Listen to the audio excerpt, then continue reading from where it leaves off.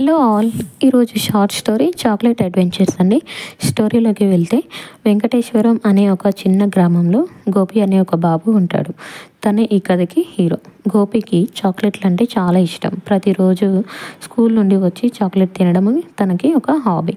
ఒకరోజు అతను మామూలుగా తినే చాక్లెట్ కాకుండా తన ఊరి పక్కన ఉన్న పటేల్ స్వీట్ షాప్లో తనకి ఒక కొత్త రకం చాక్లెట్ కనిపిస్తుంది.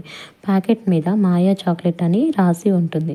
గోపి తన జేబులో ఉన్న కొంచెం డబ్బులను తీసి ఆ చాక్లెట్ కొంటాడు. అది తిన్న వెంటనే అతనికి ఒక వింతగా అనిపిస్తుంది. కానీ ఇదేదో కేవలం కొత్త రుచి అని అనుకుంటాడు. గోపి రాత్రి నిద్రపోయాక అతని గది అంతా కూడా చాక్లెట్ లాగా మారిపోతుంది. గోడలు చాక్లెట్ బార్లతోటి, మంచము చాక్లెట్ బ్రౌనీ లాగా మారిపోతుంది. ఇంకా కార్పెట్ చాక్లెట్ కూల్ డ్రింక్లా మారిపోతుంది. గోపి ఒక్కసారిగా హఠాత్తుగా నిద్ర లేచి చూస్తే ఇదంతా ఎలా జరిగిందో అతనికి అర్థం కాదు.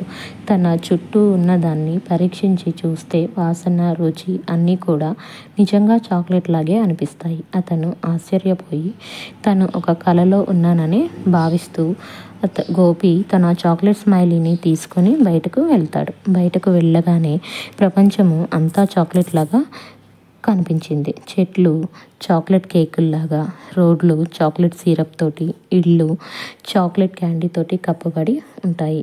ఎక్కడ చూసినా కూడా చాక్లెటే కనిపిస్తుంది. గోపి సంతోషంతో పగలబడి నవ్వుతాడు. చాక్లెట్ లాంటి ప్రపంచంలో ఉండడం అతని కల.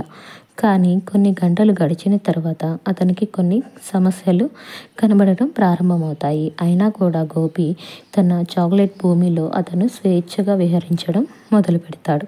మొదట్లో అదొక సరదాగా అనిపించింది. కానీ కాసేపటికి అతనికి కడుపు నొప్పి మొదలవుతుంది. ఇది చాక్లెట్ తినడం వల్ల. ఇంకా మిగిలినవి అన్నీ కూడా చాక్లెట్ లాగా ఉన్నప్పటికీ తాగే నీళ్లు, తినే ఆహారము కూడా ఏమీ కనిపించవు. అలాగా నెమ్మదిగా చుట్టూ అంతా కూడా గమనిస్తాడు.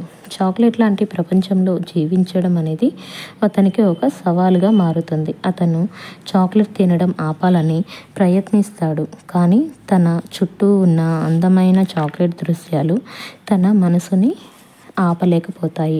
గోపి అలా ఆలోచిస్తూ ఉన్నప్పుడు ఒక వృద్ధుడు కనిపిస్తాడు. అతను గోపికి చెప్తాడు, ఈ చాక్లెట్ భూమి నువ్వు తిన్న మాయా చాక్లెట్ వల్లే వచ్చింది. ఇది నిజంగా నీ సంతోషం కాకుండా నీలోని నిజమైన విలువలను తెలుసుకోవడానికి అవకాశము అని చెప్తాడు. అప్పుడు గోపి ఆలోచిస్తాడు. అతను ఎంత సరదాగా చాక్లెట్ తిన్నప్పటికీ సరిగ్గా తింటేనే నిజమైన సంతోషం వస్తుందని తెలుసుకుంటాడు.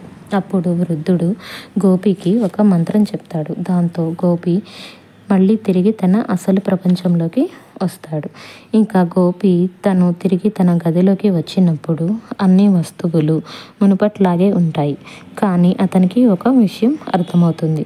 చాక్లెట్ సరదాగా తినడం మంచిదే, కానీ మితిమీరకుండా తినాలి అని తెలుసుకుంటాడు. అప్పటి నుంచి గోపి తక్కువ చాక్లెట్ తినడమే కాకుండా చాక్లెట్ తయారీ గురించి కూడా తెలుసుకోవడం మొదలు పెడతాడు.